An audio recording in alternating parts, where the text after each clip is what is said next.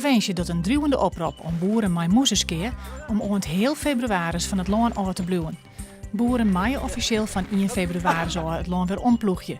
Maar nevens de taxateurs van het Faunafonds is heel februari de beste tijd om de skeer te taxeren.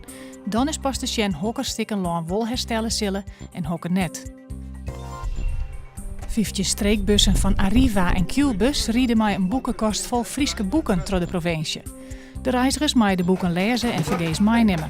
Jonken het promoten van het lezen van Frieske boeken is het ook de bedoeling om het reizigen in de bus onlokkelijker te maken. Eind van de middag wordt het besluit na dat het Ieperloftspektakel Grutte Pier de Broon wil terug in kan. De waversissings bin min, maar grutte kans op winterse buien. In de voorstelling wordt de houten pleats van Grutte Pier in de Broon stutsen.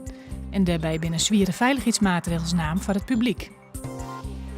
Filmhuis Slieker Film in Ljouwert had verliezen hier volle meer bezoekers lutsen als in 2013.